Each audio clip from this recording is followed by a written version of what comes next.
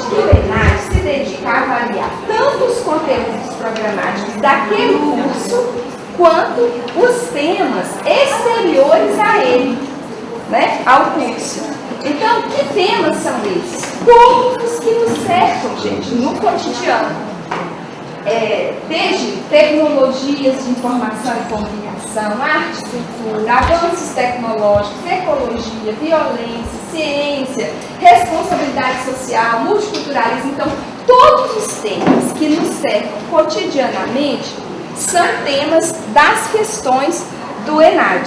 Então, pega-se um tema desse para contextualizar a questão, a situação, o problema, e a partir dali inclui um conteúdo programático. Tá bom? Então, vamos ver se ele ajuda aqui mais um pouquinho. Além disso... Você está se referindo às 9 primeiras questões? Todas as questões. Todas as questões exigem conhecimento de mundo, todas as questões são contextualizadas em situações da realidade. Então, pode pegar lá um tema estritamente de administração ou de ciências contábeis e contextualizar num assunto do cotidiano. Mas é porque as 9 primeiras elas são de conhecimento geral. Exatamente. Gente. Ai, gente. Dá para acostumar. Essa sala aqui é assim. Alguém que dá o quem é que dá dessa sala, Isso quer dizer, gente, que em nossas aulas nós temos de trazer desafios dessa natureza. Fazer escolhas valorativas, avaliando as consequências, questionar a realidade, argumentar coerentemente. Nós não temos aula específica para ele desenvolver essas habilidades humanas. Por favor. Além disso, ele deve projetar ações de intervenção.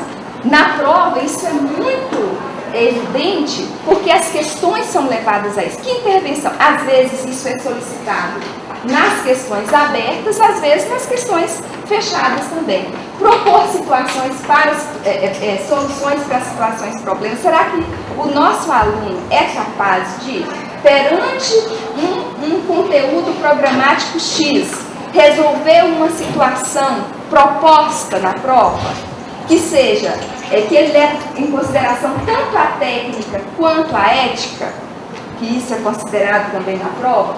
Construir perspectivas integradoras de conteúdos, de pessoas, de situações, elaborar sínteses, administrar conflitos e atuar seguindo princípios éticos. Então, vejamos, todas essas, aí às vezes nós pensamos assim, mas essa questão de ética, de comportamento, isso é inerente à função do professor? Não é? No momento em que, por exemplo, nós percebemos que o aluno está colando e nós não agimos, nós estamos ensinando a ele um comportamento antiético. Então, são nas questões mais corriqueiras da sala de aula que nós podemos trazer essa formação. Pode passar, por favor, para o aluno.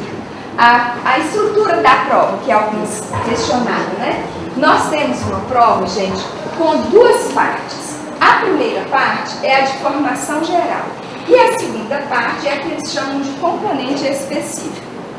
São 40 questões, sendo 10 a formação geral e 30 do componente específico, sendo 8 aqui da formação geral de múltipla escolha e 2 discursivas.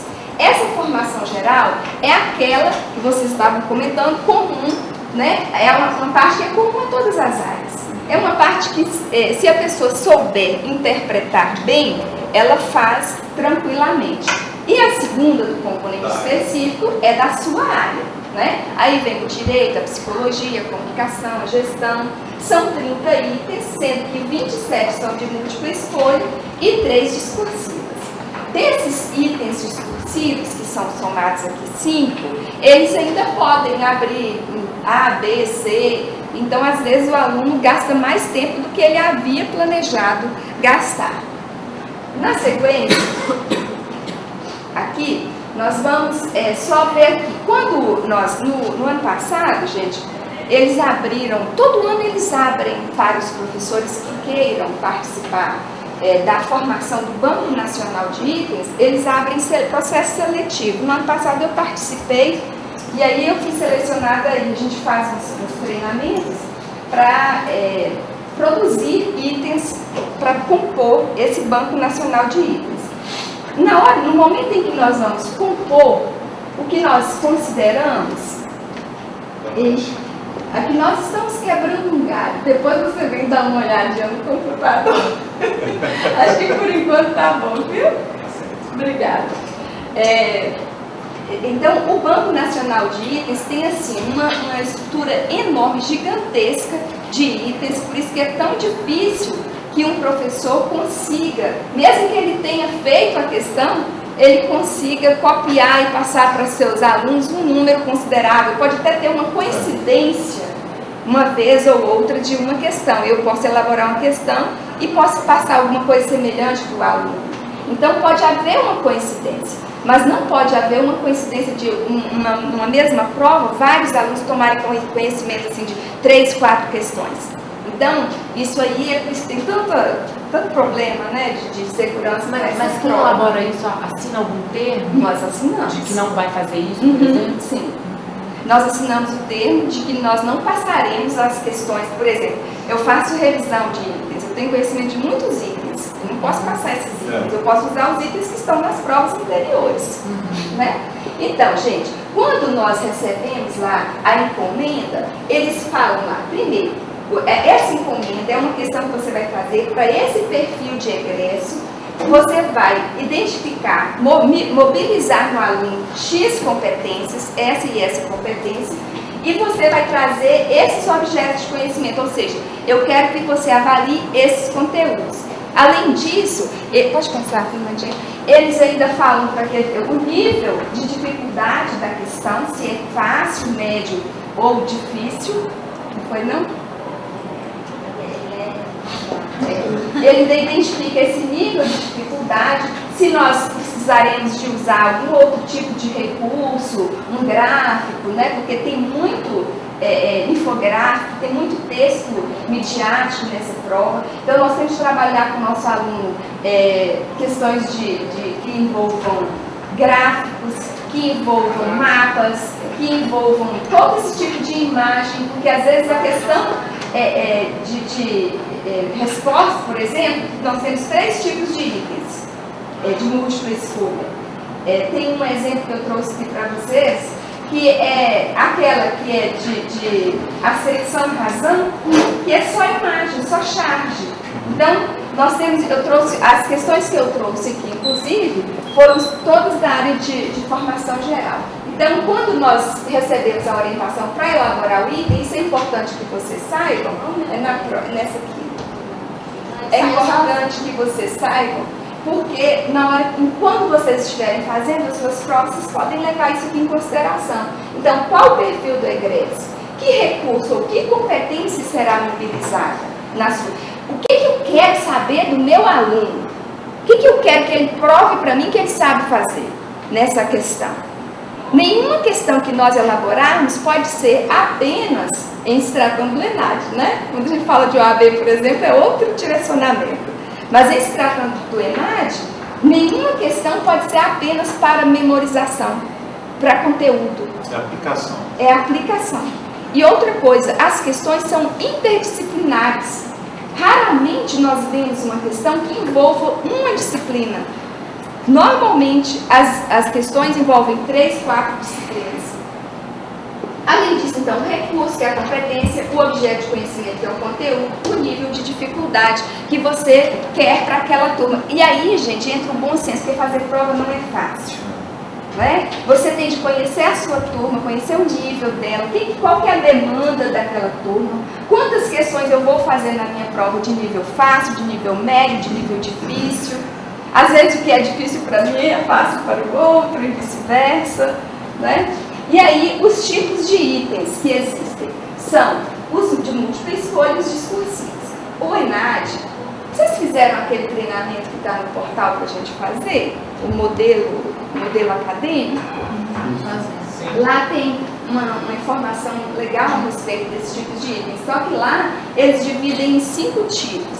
Aqui o ENAD divide em 3 tipos, que é o tipo de interpretação por resposta única, item de resposta múltipla e item de interpretação asserção razão.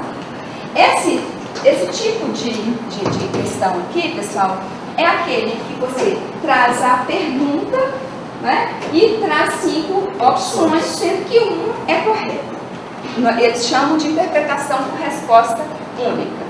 O item de resposta múltipla é aquele em que você traz algumas asserções e depois o aluno vai avaliar se são verdadeiras ou falsas, né? Então, esse seria o item de resposta múltipla. O terceiro, que é o de interpretação, asserção, razão, você traz 2 asserções, 2 afirmativas e coloca um porquê no meio. E o aluno vai avaliar se as asserções são verdadeiras, se são falsas e se a segunda justifica a primeira ou não. Então, avaliando um pouco, o que vocês acham desses tipos de questões? Tanto para quem faz, quanto para quem responde. Para quem faz, essa última é muito mais complicada, né? É um trabalho. Eu já aplico essas provas já tem muito tempo, já desde o primeiro semestre do ano passado, que eu sempre introduzo umas questões dessas nas minhas provas. E os nossos alunos. E por que dá trabalho? Você tem que ter um conhecimento. Primeiro você contextualiza. Depois você tem que formatar a pergunta. E depois você tem que ver, uma contradiz a outra, você tem que ser muito minucioso, muito criterioso nesse tipo de questão. Bastante segurança, né, na hora de fazer. É um tipo de item que tem o maior índice de anulações no ENAD. Porque, de fato, você pode, dependendo de uma palavra que você colocar, você pode compreender, interpretar que a segunda asserção justifica a primeira e o outro aluno dizer que não, né? No caso, para o ENAD, fazer essa primeira questão aqui é mais fácil. É tanto que quando nós vamos elaborar, produzir as nossas provas, normalmente nós vamos para este tipo aqui, não é, gente? É uma questão, um enunciado e as 5 opções. Então, esse tipo de questão é mais fácil de fazer. Esse tipo de questão, item de resposta múltipla, é mais complexo, tanto para o professor quanto para o aluno.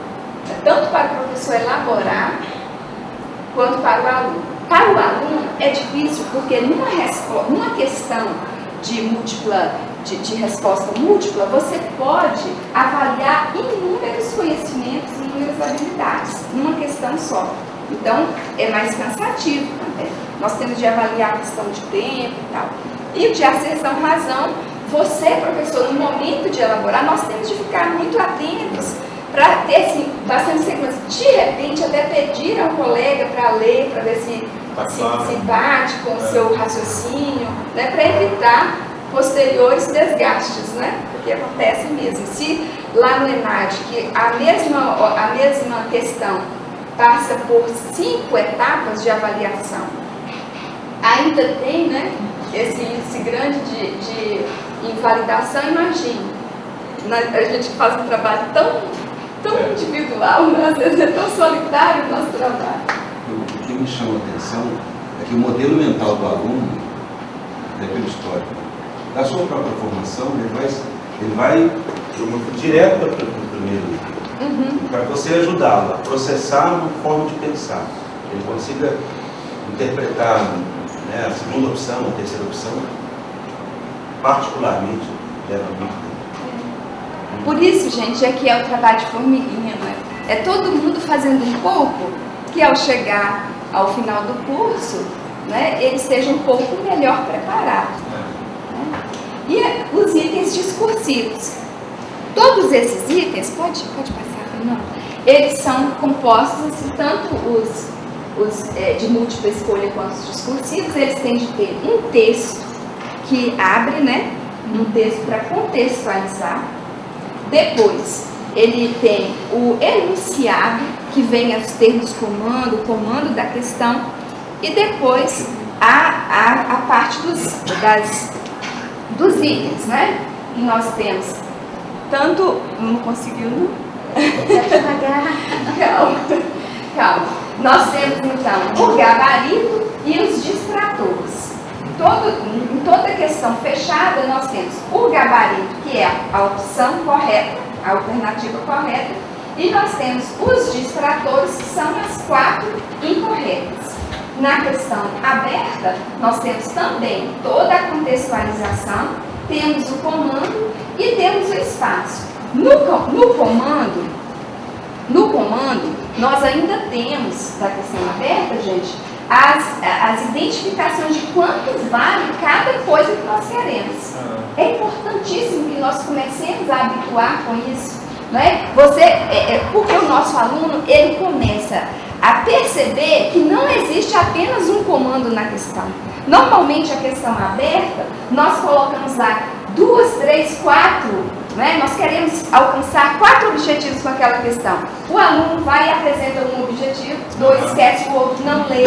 E quando nós sinalizamos para ele quanto vale cada coisa, ele começa a ser forçado a compreender que ele está sendo avaliado em mais de um aspecto daquela questão. Pode passar, Fernanda. Então, o ENAD tem essa prática, coloca a opção, então letra A, B e C, nessa aqui não se vale tantos pontos, isso vale tanto, isso vale tanto, é importante. Aí, eu trouxe para vocês, e isso aqui é legal a gente passar para os alunos, alguns termos comando ou palavras-chave das questões, que são termos que estão, assim, são corriqueiros na prova do ENAD. E às vezes nosso aluno não sabe, né, o significado, e por não saberem o significado, eles acabam não respondendo corretamente, né? Então, por exemplo, a palavra asserção é um termo comando que está sempre lá, é um termo-chave que é recorrente na prova do ENAD. Então, avalie as asserções, assim, vamos retomar. O que o avaliador quer dizer com asserção? Asserção, assertiva, né? Muitas vezes, quando nós colocamos o termo assertivo, o nosso aluno pensa que é o quê? Que é certo. Então, nós temos que começar a mobilizar esses falseacionismos na vida dele. Então, vamos lá. Com relação aos dados apresentados na figura e as possíveis inferências a partir deles, assinale a opção correta. O que quer dizer inferências? Quando nós temos esse termo demais na prova do ENAD. Aí, se o aluno não souber o que é inferência, ele vai ter dificuldade de responder à prova. Uma dedução a partir da questão. Uma conclusão extraída. É possível inferir que? É possível compreensão. Afirmar. Ok. A finalidade e os parâmetros de avaliação da escala são, respectivamente, o termo respectivamente é recorrente também nos enunciados do ENAD. Né? Então, a gente tem de associar, ajudar. Gente, às vezes, né, nós professores podemos ficar assim, gente, mas os alunos já estão formando, como é que ele vai trabalhar esse tipo de termo? Mas é necessário, né, porque as formações, as vivências são diferentes, os trajetos de cada aluno aqui, né, é diferente. De repente, pode ter acontecido que na vida inteira ele não tenha tido oportunidade de ver o termo respectivamente. Né? E tem ali a primeira oportunidade com você. Então não custa nada falar. Dentre essas mudanças está excluída a possibilidade de frisar. Gente, olha o termo comando da frase. Está excluído, não está incluído. Então é um papel que nós vamos fazer agora, esse de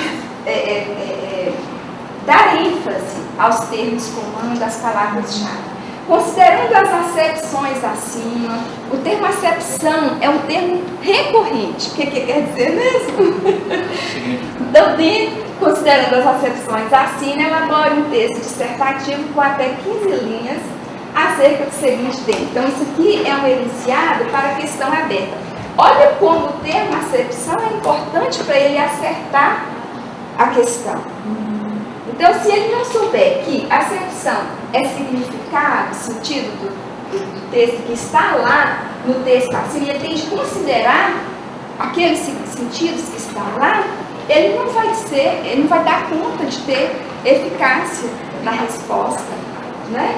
Outra, do exposto pode-se deduzir que.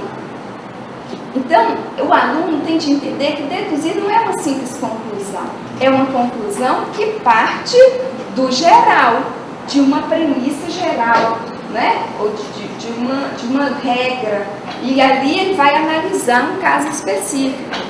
Da mesma forma, se pedir, pode-se induzir que, em raciocínio indutivo, é possível concluir. Todos esses enunciados eu retirei de questões do ENAD.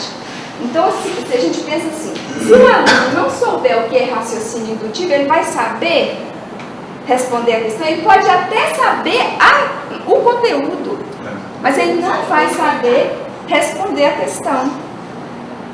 Não é, pessoal? Do caso exposto, depreende-se que. Então vejam que não são termos difíceis, são termos talvez menos comuns para o cotidiano do nosso público-alvo, do nosso aluno, de muitos deles. Então, é um trabalhinho que nós vamos fazer, assim, pode passar. Não, para ficar assim, repetindo mesmo. Então, nós vamos agora partir para algumas questões e o objetivo é analisar o modo de raciocinar essas questões.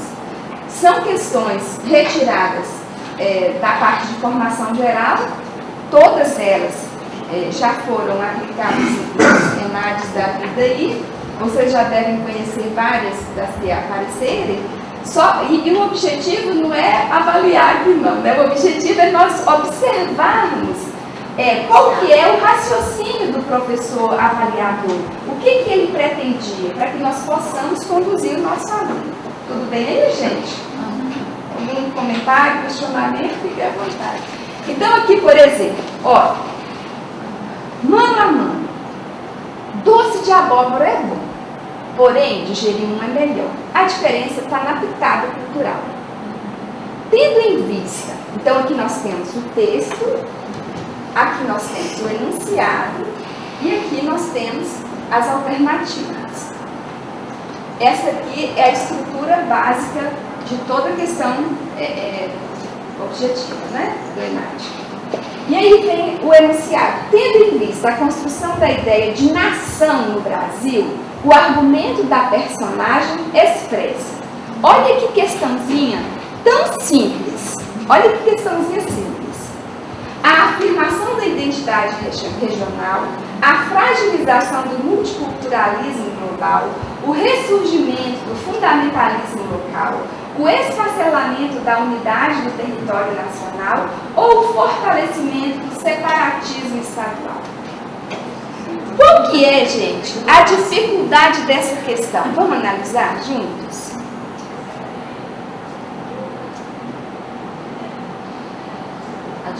Para o aluno? Para o aluno.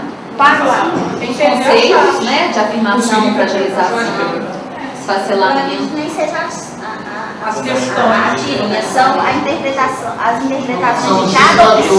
O aluno tem que ter o conceito de multiculturalismo, de fundamentalismo, de separatismo, Esfacelamento. para assim chegar na questão correta, né, que eu particularmente entendo que mas ele precisa saber dos conceitos básicos para que ele possa responder. E outra coisa, o aluno, ele precisa saber o significado de várias palavras que muitas vezes ele não procura, ele não estuda por falta da base que ele não teve. Não faz parte do mundo Eu dele. entendo assim, professor. Ele tem que primeiramente entender a charge bem. Entendeu? Né? Eu não sei porque é número, eu estou imaginando que é a mesma coisa que a abóbora. Né? Imagino que seja. Ele entendendo isso, o restante vai até por exclusão. Ele não precisa saber necessariamente o que é fortalecimento do separatismo estadual. Não precisa saber historicamente o que é isso. Mas tem que entender que isso não tem nada a ver com a charge. Eu penso assim, até por exclusão ele consegue fazer. Desde que ele tenha conhecimento Eu acho que o mais difícil dessa questão, acho que é isso que ela falou da charge, mas acho que para responder a questão é essa ideia do enunciado, a construção da ideia de nação no Brasil. Acho que se ele entende o que é isso, aí ele consegue responder, assim, que é o que está em jogo, né? São vários estados com diferentes culturas, mas que fala abóbora em um, jerimum em outro, não sei. Olha, também é mais uma opinião, não é? É mais uma opinião. Primeiro ele tem de fato, entender a jogada da charge, e a jogada que está entre abóbora e jerimum, não é? E ali a conclusão que a diferença está na pitada cultural. Agora, a dificuldade que o autor dessa questão impôs foi no vocabulário. Necessariamente, a meu ver, não é necessário que o aluno soubesse, não seria necessário que ele soubesse o conceito de todos esses palavrões para responder essa questão, não. Ele não precisaria saber o que é separatismo, o que é fundamentalismo, ele não precisaria saber o conceito. Se ele compreendesse a charge aqui, também concordo. Por exclusão, ele responderia corretamente. Mas o professor que elaborou essa questão, ele quis trazer uma confusão com esse tanto de termo difícil. Os alunos têm grandes chances de responder a E. O fortalecimento do separatismo, Tá falando de separação. Porque lá, mas ali, na verdade, compreendo. Mas assim, na cabeça uma tendência. É legal esse exercício, porque é para isso que nós estamos aqui. O que meu aluno... Eu pensei que o aluno ia na E também. Se ele não entendesse, achar que tem uma coisa, uma sátira, né? A diferença está na pitada cultural, ou seja, é uma pitada. Não tem nada a ver com separatismo, né? Mas aí teria que ter bastante, né? Pode falar. A observação que eu faço com essa questão, eu acho interessante, principalmente pelos professores da área do direito, que eu percebi nos alunos no semestre passado, e eu acho isso importante, por causa do ENAD também, foi o seguinte: durante o momento da prova, eles perguntam muito, até os termos técnicos em si, tudo bem, né? Eu acho que vai ter um aprofundamento maior no decorrer do curso, mas quando o aluno chega no oitavo, nono, 10º período, tecnicamente ele já tem que saber uma quantidade de termo técnico, uma maior quantidade, uma profundidade de leitura, né?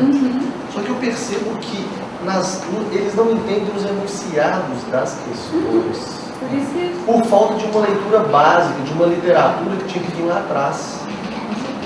Entendeu? Então, até comentei com a Rose, não sei nos outros cursos, eu acho que isso pode ser recorrente, mas eu estou falando em especial no curso de Direito, justamente por causa disso, porque eu vi aluno me indagando, perguntando questões que eram palavras básicas para quem está concluindo aquele curso. Então, você fica meio receoso de falar assim: nossa, se o aluno está no oitavo, no nono, no 10º, está perguntando isso, imagina aí. Então, eu acho que seria bom trabalhar ou fortalecer isso para os alunos, não só uma leitura técnica, mas assim, uma leitura básica de literatura, de informações de jornais, de revistas, sabe? Porque assim que o aluno vai sabendo cada palavra, o significado de cada A desvantagem, a nossa desvantagem é essa, né, pessoal?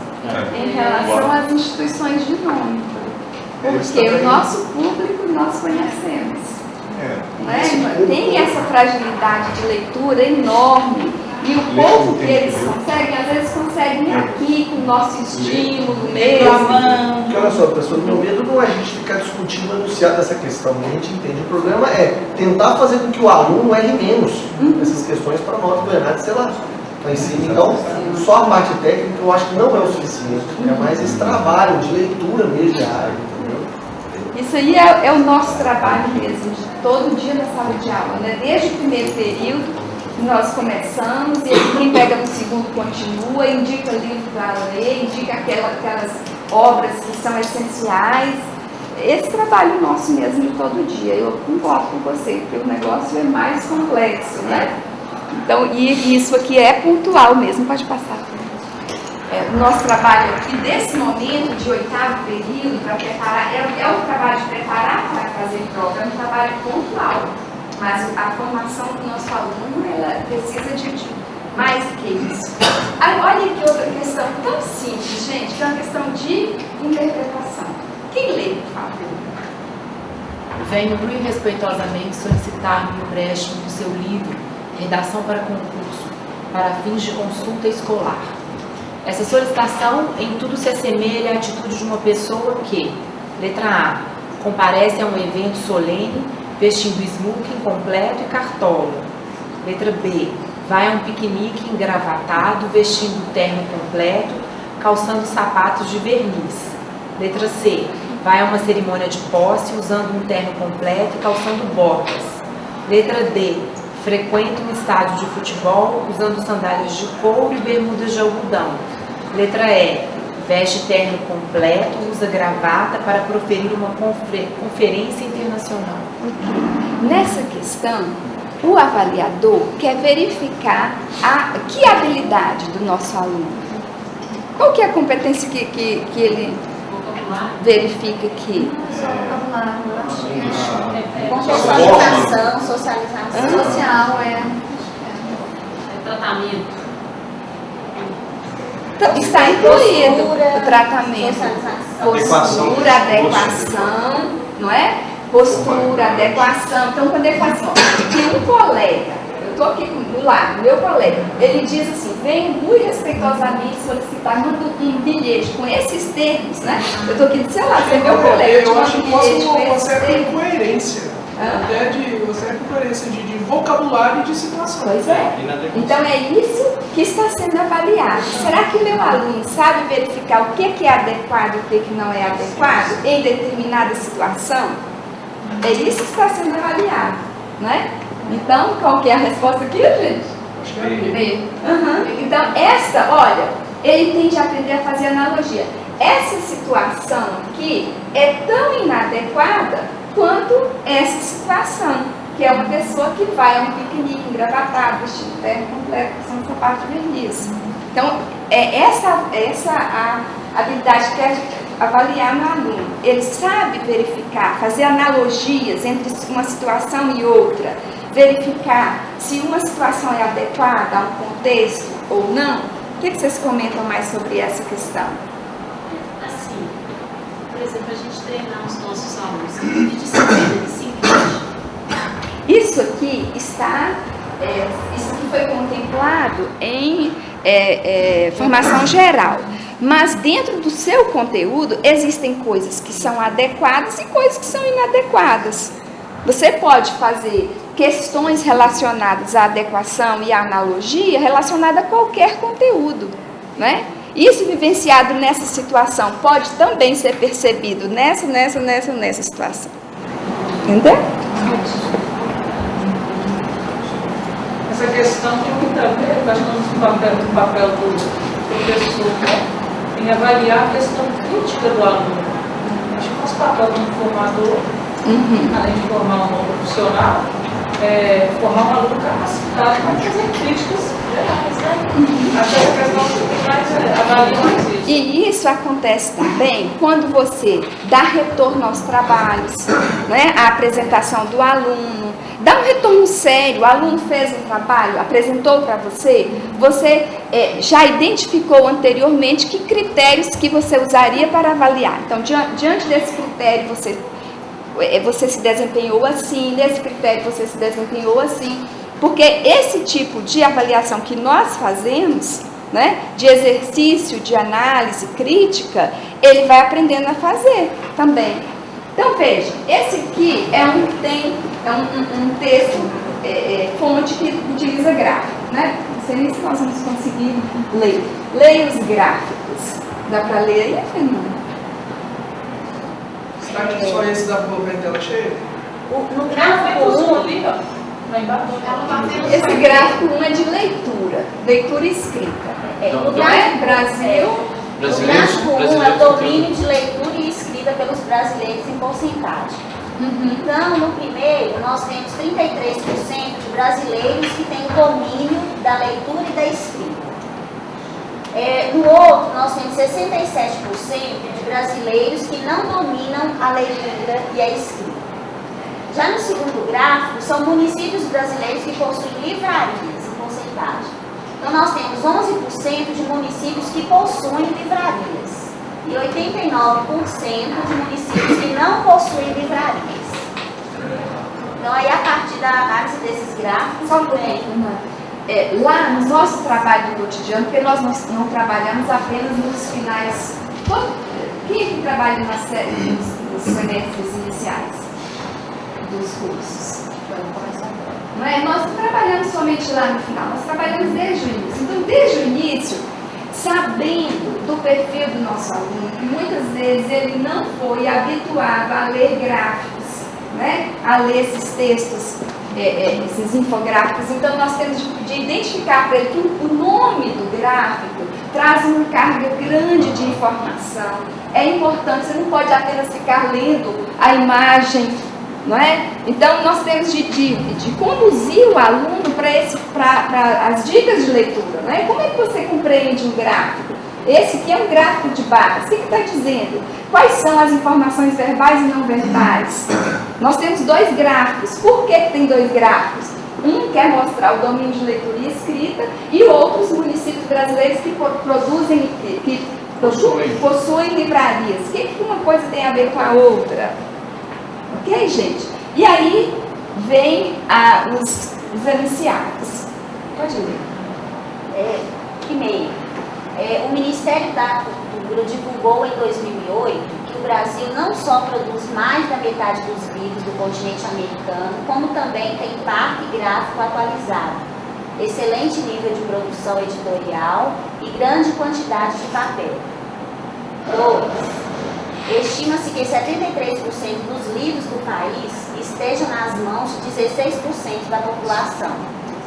E o último, para melhorar essa situação, é necessário que o Brasil adote políticas públicas capazes de conduzir o país à formação de uma sociedade leitora. Ok, pode passar aqui, tem as alternativas. Aí agora, o enunciado da questão. Qual das seguintes ações não contribui para a formação de uma sociedade leitora? Exigência de acervo mínimo de livros não contribui. Gente, o enunciado negativo é muito perigoso. O ENAD pede para a gente não colocar termos negativos nos enunciados, exatamente porque nós conduzimos o aluno com um raciocínio confuso. Aqui está perguntando, qual das seguintes ações não contribui, então destitui, a formação de uma sociedade leitora? A. Exigência de acervo mínimo de livros impressos e eletrônicos, com gêneros diversificados para as bibliotecas escolares e comunitárias. Desaceleração da distribuição de livros didáticos para os estudantes das escolas públicas pelo MEC, porque isso enriquece editoras e livreiros. C. Programa de formação continuada de professores, capacitando-os para criar um vínculo significativo entre o estudante e o texto. D. Programas de iniciativa pública e privada, garantindo que os livros migrem das estantes para as mãos dos leitores. E E. Uso da literatura como estratégia de motivação dos estudantes, contribuindo para uma leitura mais prazerosa. Comentem essa questão, por favor. Eu acho que o aluno, nesse caso, ele tem que, primeiramente, entender o que é desaceleração. Que é uma negativa. Que é uma negativa, que você já disse. E depois entender o significado da palavra desaceleração. Se é bom ou se é ruim para o enunciado. Se contribui ou não contribui para o enunciado. Eu não entendi o começo, quer dizer, eu acho que ficaria complexo para o aluno aí a questão dos mapas, depois daquelas 3, os gráficos, desculpa, depois daquelas... Qual que é o sentido do gráfico para a questão? Qual que é o sentido do gráfico? E os gráficos estão ali para gente que tem gráfico. não é necessário colocar nenhum gráfico, não é necessária nenhuma informação anterior para você responder a questão. Eu esqueci que tinha gráfico. Todas as 3 asserções e os 2 gráficos são dispensáveis, mas o aluno vai gastar tempo para eles. Vai achar que tem uma pegadinha, que tem um detalhe. Até a questão mesmo do aluno desenvolver a questão da atenção, da leitura. Porque a maioria dos alunos que fazem análise, a reclamação é que as questões são muito grandes. Elas são muito grandes em relação a tudo que eles precisam analisar para chegar na resposta. Então, quando eles chegam para analisar as respostas, eles estão tão cansados de tanto analisar as perguntas, os gráficos, que eles acabam se perdendo. Eu imagino que o professor que elaborou a questão pensou nos gráficos como um texto de abertura da questão. Para contextualizar, porque é obrigatório. Né? É obrigatório que haja um texto de abertura, de contextualização, um caso. Se tem as alternativas curtas, né, joga de cara as alternativas, eu acho que confundiria mais o aluno. Você acha? Ok. Mas eu acho que aquelas afirmativas que Porque você tenta colocar as afirmativas de alguma forma nas ações. Mas veja, porque se nós começarmos aqui, gente, ó, pensando assim, o que é que não contribui para formar um leitor? A impressão dessa questão é que a pessoa elaborou só as alternativas, falou, tá muito fácil, o que eu posso fazer para complicar? Vou botar um gráfico aqui, Mas também, se ele não colocar um texto de abertura, de contextualização, quando chega a etapa de revisão, a questão é descartada. Então, eu obrigatoriamente tenho que entrar nesse formato aí. Podia ser um texto coerente? É o que o Fernando falou, nós temos que ensinar o aluno a ter atenção, porque neste caso, o texto-fonte não contribuiu, mas isso não é regra. Existem casos em que o texto-fonte é essencial para responder a questão. Então, nós não podemos mostrar ao aluno que isso aqui, então pode descartar. Não, não é assim. A gente pode dizer que não foi tão bem formulado. Olha, quando o homem não trata bem a natureza não trata bem o homem. Veja, gente, a quantidade, o índice de questões no ENAD com imagens é muito grande. Esses textos imagéticos é muito grande. Então, é uma dica, né? Que a gente comece também a inserir esse tipo de texto nas nossas avaliações, porque os nossos alunos precisam aprender. A desenvolver a habilidade de leitura da linguagem verbal e não verbal. Então, o que nós vemos aqui, gente?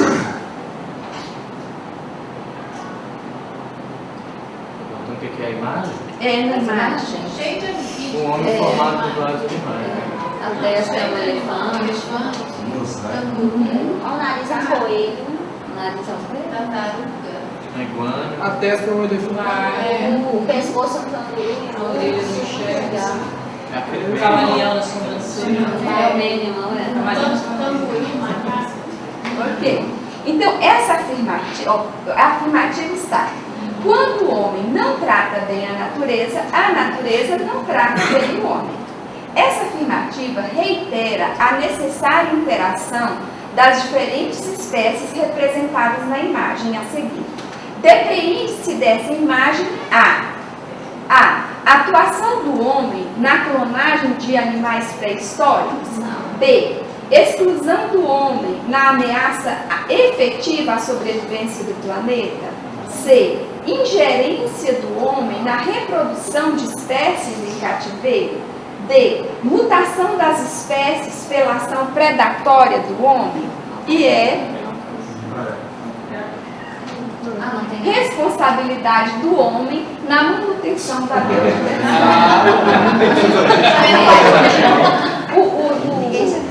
Como eu havia dito antes, quando nós recebemos a encomenda da questão, nós recebemos com essa indicação.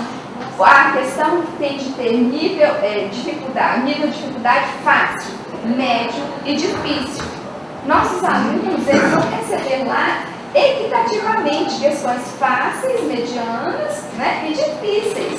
Não serão apenas questões. Então, nesse tipo de questão, eles têm de descontar, né, gente? Então, essas questões são fáceis mesmo.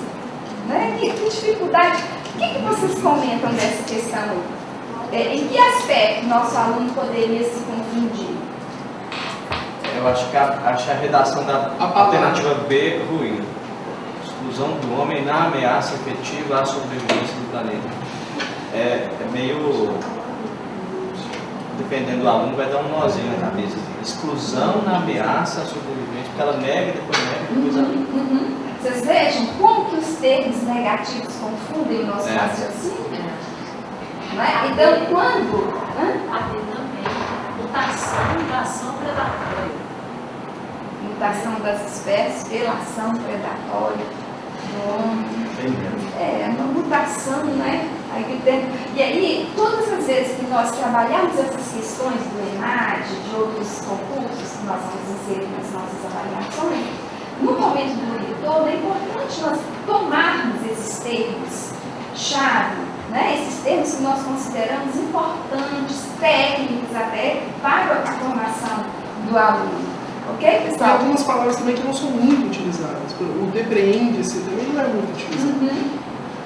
Ok. Porque o aluno que não sabe o que significa, vai falar assim, isso é o certo e errado. Sim, eu posso sobre o que é depreende. Aí ele vai ter que ir para a eliminação. Vocês vejam que quando quando eu coloquei os termos-chave, eu coloquei depreende, eu coloquei exclusão, porque por mais que eu saiba o que seja exclusão, no momento lá que eu estou fazendo aquela prova, eu estou exercitando para a prova, não acontece, tipo, gente, mas está tudo errado. Não, mas está pedindo a correta. Está pedindo a correta. Que bom que pediu a correta, eu estava achando tudo errado. Então, nós temos de exercitar o olhar para o nosso aluno, nessa nossa tarefa específica IMAD, a responder a prova objetivamente. Aqui no nosso curso especial de gestão pela estimula. Sim. Para colocar umas palavras, os termos como este, nos enunciados, nas alternativas, o aluno vai me perguntar, como já perguntou, professor, o que é respectivamente? Eu coloco no enunciado da questão que a interpretação do enunciado e bem como alternativa faz parte da avaliação. Entretanto, se colocar algumas palavras como essa, eles vão me perguntar novamente. Se eu respondo, dou a eles a resposta obrigatória,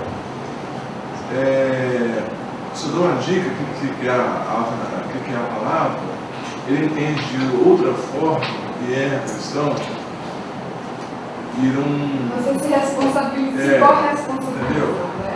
Qual seria a nossa atitude perante essa situação de colocar uma questão mais elaborada e o aluno me perguntar o que é aquela palavra, responde, não responde, me faz? Eu acho que a palavra tem sinônimos, eu e dou a sinônimos. interpretação faz parte da avaliação, eu tenho que ser coerente. Eu tenho que ser coerente. Agora, isso pode ser falado antes. Você pode trabalhar com eles esses termos comando antes na sua prova. Não é? Já que é uma coisa tão importante para o êxito deles nessas provas todas, nós podemos também trabalhar com eles o significado desses comandos, dessas palavras. Mas eu acho que se você coloca lá a interpretação da questão faz parte da avaliação, aí chega um e pergunta, você responde só para aquele os outros, não é? Mas é importante ele saber que no ENAD, dificilmente ele vai ter alguém explicando para ele, não é? Ok. Tem mais algumas questões aqui. Vocês acham conveniente que nós leiamos mais algumas ou a gente passa para uma questão aberta? Vamos para uma aberta. Vamos ver aqui. Essa questão aqui, por exemplo, eles pedem para que o aluno associe a informação de duas poesias a uma imagem. Novamente a imagem do jogo, né? Depois tem questões assim, que eles colocam um verso ou uma estrofe e ao lado da estrofe 5 imagens. E aí o aluno tem de interpretar qual imagem que revela aquela estrofe. Volta aqui, por favor, na décima, Fernanda. Na décima. Não, é décima não, é 30ª. Essa aqui. Esse aqui é um tipo de questão asserção-razão que eu comentei no início com vocês. O que eu quero chamar a atenção é que as assertivas são charges. As as afirmações que eles fazem lá não são afirmações verbais, são afirmações que têm mais informação não verbal do que verbal. Então, veja, nós temos a primeira charge, enxadas paradas, latifúndio. Por quê? E a segunda charge, enxadas paradas. O que está escrito? Ouro. É o quê? Ouro. Ouro com Tá, sim, é o centro da cidade, né? Ouro. a cidade de chão. Então, ó, olha o raciocínio que nós vamos fazer aqui. A zona rural, o campo, está parado porque, segundo o autor da questão, porque as cidades estão cheias, estão lotadas. Né? A pergunta: a urbanização no Brasil registrou um marco histórico na década de 1970, quando o número de pessoas que viviam nas cidades ultrapassou o número daquelas que viviam no campo.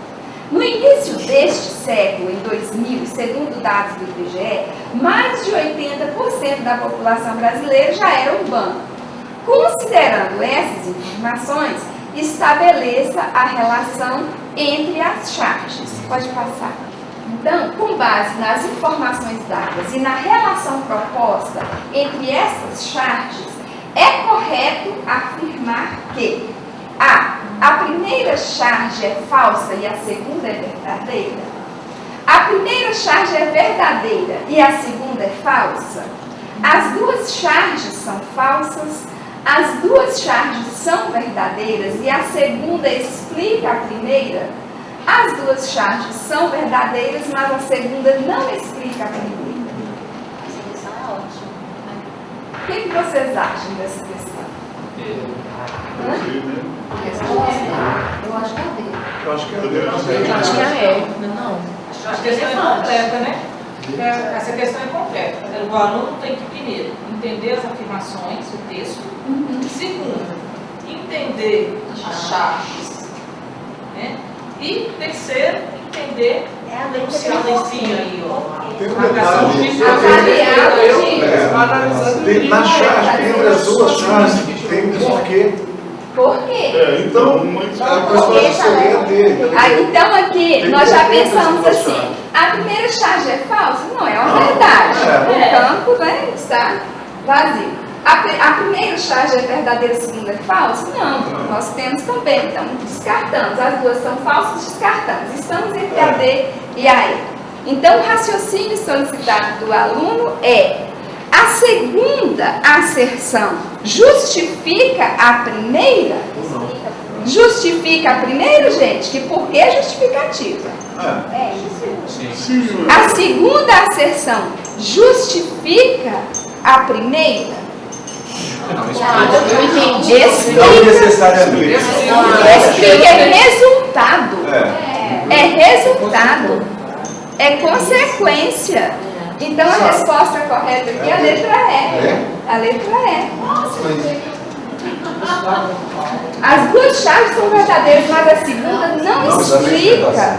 Ela traz Ela pode ajudar. Ela pode Na ajudar, mas ela verdade, não é a primeira explica a segunda. a primeira explica a segunda. Se fosse invertido, Você vai dizer, o centro das cidades estão cheias porque a a zona rural por está. causa da evasão do campo, né? A cidade encheu, Você ok. pegar, tinha, essa é difícil. É difícil de responder. Ok. O primeiro momento eu marquei a dele. Mas eu ainda fico pensando, a segunda não explica a primeira. Ela... Não é a cidade está cheia que a primeira está vazia. Explicação não é uma consequência. Isso aconteceu o quê? Isso aconteceu o quê? Pode ir. Então, gente, essa questão aqui eu gosto dela porque ela, além de nos mostrar o formato da questão aberta, ela é uma oportunidade de nós conversarmos com o aluno sobre a importância do ENAD.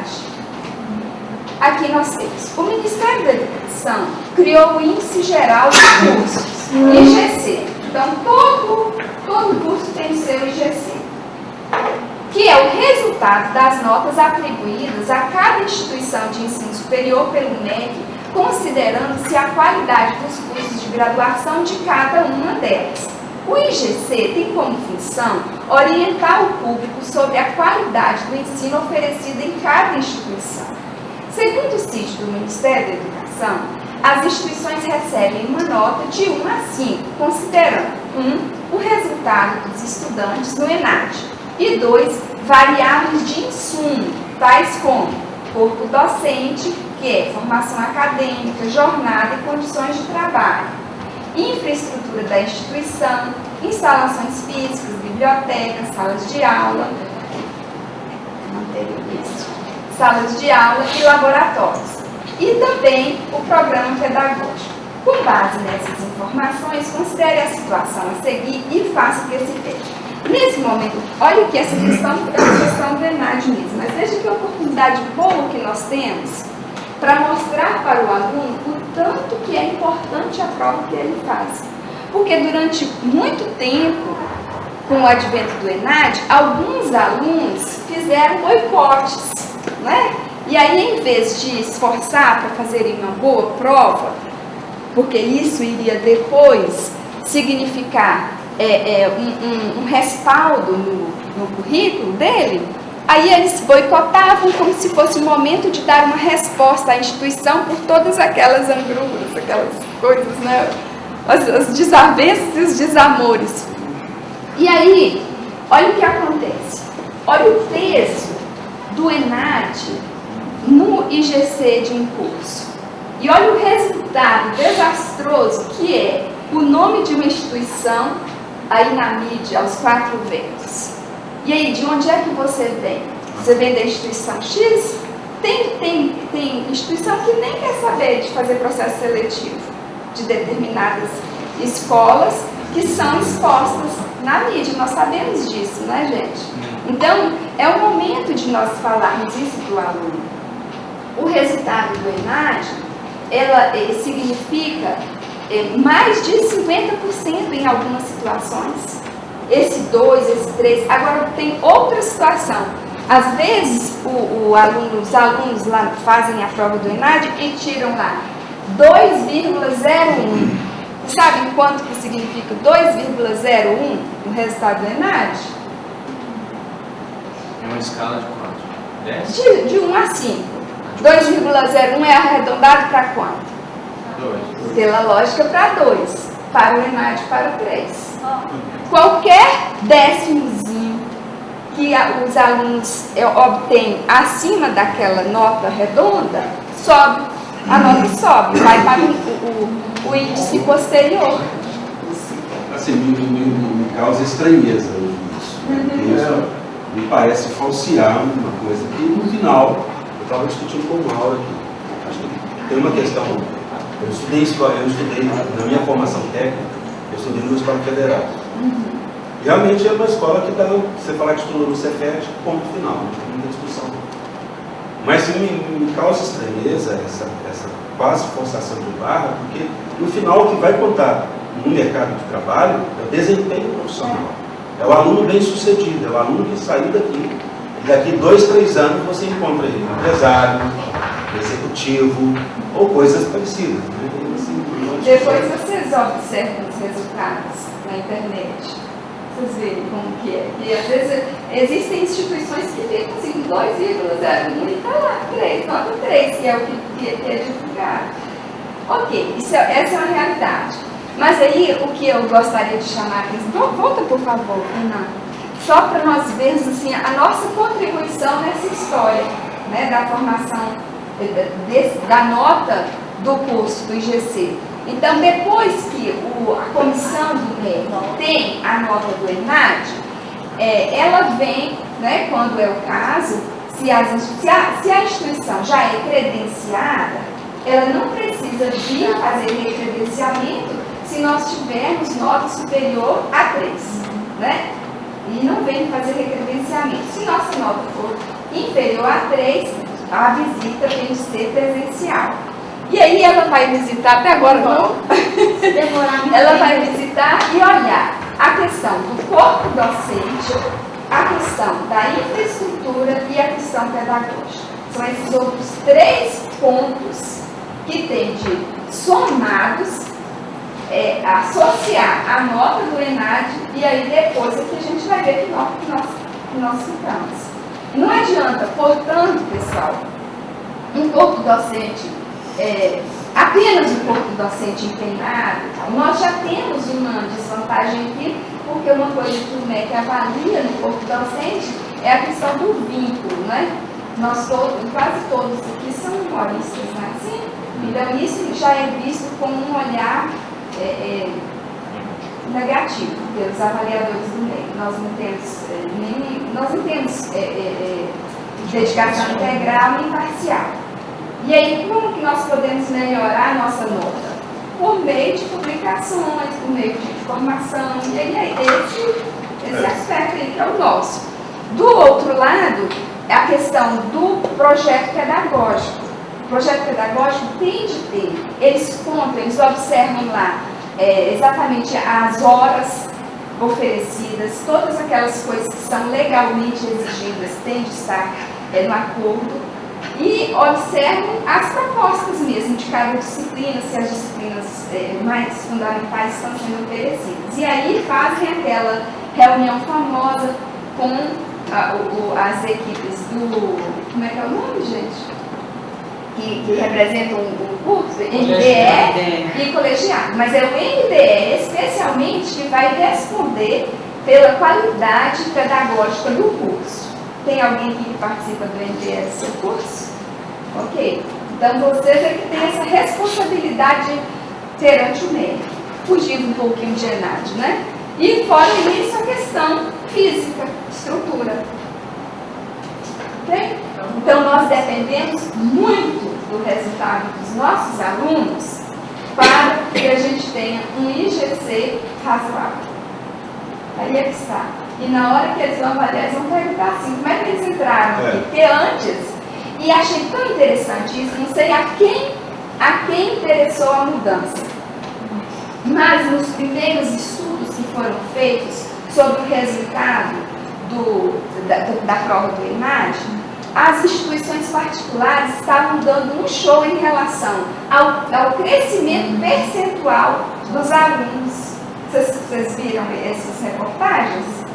Mostrando assim, porque o nível do nosso aluno é bem mais baixo do que o nível de um aluno de escola federal. Então, o índice percentual de crescimento, observando quem entra e quem sai, era muito vantajoso em relação às instituições federais. Só que esse modelo foi, assim, por isso que eu pergunto, não sei a quem interessou a mudança, mas deve ter interessado a alguém, né, pessoal? Então, veja, depois de ter, pode ser aí mesmo? Depois de a gente aproveitar essa oportunidade para discutir com os alunos a importância, que não é momento de dar troco para a instituição, é momento de a gente realmente contribuir para a construção do nosso currículo. Se tiver de fazer alguma reivindicação é outro momento. E aí nós passamos para a questão. Por exemplo, um universitário que frequenta um curso de graduação em uma escola Y consulta o sítio do MEC e verifica que seu curso recebeu IGC 2. No mesmo endereço, ele consulta os critérios empregados pelo Ministério para o cálculo desse índice. O critério corpo docente é o que contribuiu de forma determinante para a obtenção do IGC 2 da escola Y. Assinale com X no espaço indicado se você concorda ou não com essa afirmativa. Aí o aluno teria de concordar ou discordar inicialmente. Depois ele teria de apresentar 2 argumentos que dessem suporte à resposta. E lá está escrito, valor 4 pontos, argumento 1, argumento 2. Na sequência, ela pediu, proponha 2 ações para que os autores envolvidos do curso tal, dessa escola, revertam a situação. Eu quero que vocês analisem essa questão para nós. uma questão que não tem resposta certa, né? Está vendo a capacidade de argumentação mesmo, de coerência do aluno. O concordar ou não concordar, até o sim concorda ou não concorda, não faz. Você pode concordar ou discordar. Né? Não quer dizer que vai estar errado. Agora, a partir do momento em que ele argumentar, é que vai ser decisiva a nota dele. E a argumentação tem que ter uma... E ele está concordando ou discordando aí? Põe de quê? Tem um detalhe de Só com as duas afirmativas. Eu não entendi. Eu não posso concordar ou discordar ainda. Primeiro, eu tenho que saber o mínimo de ENAD. Tudo bem, ele já me explicou ali. O que é o ENAD, etc e tal. Né? Se eu puder voltar um minutinho. Quanto ali? As notas? No primeiro slide? 2. Não, no primeiro slide não tem nota, não. Não, ele fala, não fala o índice, não. Não fala o índice, não informa o índice de cada nota. Ah, não, só fala que ele foi. Fala que teve nota 2, mas não fala que Como é composta a nota, mas não fala o peso de cada. Não. Fala que o coeficiente foi critério determinante para a subvenção. Eu sei. Então, ele está afirmando que foi. Ou seja, o sim ou não vai fazer diferença na resposta dele se ele argumentar o sim ou não. Mas, por De exemplo, forma coerente. existe zerar a prova? Eu posso zerar a prova? Eu sou aluna, zerei a prova, mas você tem nada. Vamos dar um exemplo aqui, né? Mas o 2 foi porque a instituição ganhou 1,9 ou ganhou 2. Existe essa possibilidade? Eu não compreendi isso bem, não. Se eu zerar a prova, Dani, sou aluna, zerei a prova. Sim. Isso quer dizer que a nota foi 2, né? Então o 2, a nota, diz respeito ao desempenho da faculdade. Inclusive, sim. Principalmente o meu, que levou para baixo, né? Que mediou para baixo. Né? Então, a questão não fala como que ele chegou a essa conclusão. Não fala. Essa questão, pode falar. Eu fiquei em dúvida se essa afirmação era de onde veio a informação lá no site, ou se é algo que foi inserido no texto da percepção de, sabe? Não dá para concordar nem para discordar. Não tem informação suficiente para o aluno fazer essa relação e tirar essa conclusão, não. Então, essa parte da questão foi anulada.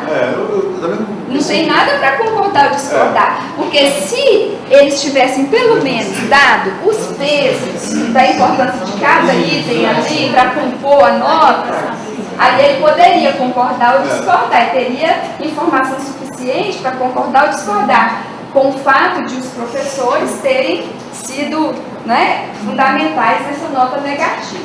Agora, se anulou a primeira parte, anula a segunda também, né? Porque a segunda apresenta argumentos que devem dar suporte à sua resposta. Agora, a outra, a letra B ficou, né, que seria: proponha 2 ações para que os atores envolvidos no curso de graduação da escola Y. Ainda tem um erro aqui, né, gente? Ainda tem um erro. Só transcrevi, viu? Possam empreender, né, com vistas à melhoria de qualidade de ensino e consequente elevação do IGC na próxima avaliação a ser realizada pelo MEC. Então, aqui é uma ação de intervenção diante de uma situação problema. Vejam que essa questão é uma questão que está muito na área de gestão, mas foi cobrada na parte de formação geral. Isso quer dizer, qualquer um de nós, de qualquer profissão, tem de ter esclarecimento suficiente para pensar em saídas, né, para essa questão aqui. Ok? Pode passar. Eu vou mostrar para vocês, eu vou deixar as outras questões abertas. Fernanda, pode ir lá para, acho que é a penúltima. É para a penúltima. Isso aqui eu vou passar para vocês depois, viu, gente? O que eu quero mostrar para vocês é o seguinte: existe vocês todos já devem saber também, mas só para alertar, que é o meu papel aqui. Existe um questionário no final da prova, que é um questionário de avaliação e autoavaliação. Esse questionário, ele tem questões que avaliam a instituição, que avaliam o próprio aluno e que avaliam a prova. É importante que nós estimulemos o nosso aluno a fazer de maneira honesta essa prova.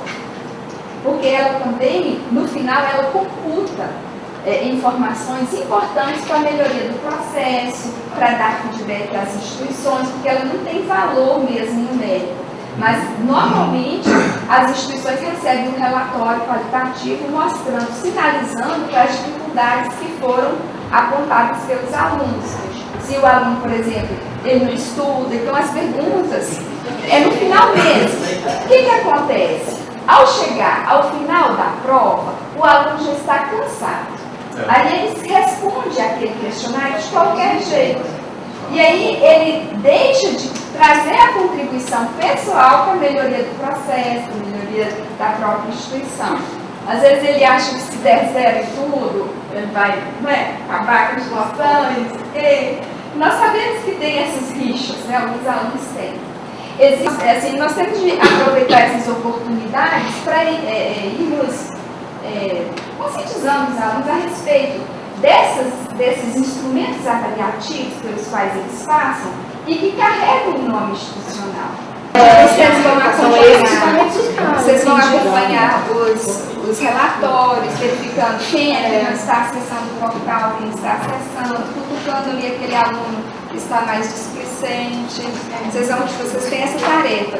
E em alguns momentos também vocês vão no laboratório, não é isso, gente? E aí vocês vão acompanhar os alunos na elaboração, na resolução das questões. Eles se empolgam quando eles veem que estão sendo desafiados a alguns temas, né? Para os quais eles não estão tão preparados. Então é bom a gente acompanhar esse. Gente, espero que tenhamos alcançado alguns dos objetivos e bom trabalho para vocês, viu? Obrigada.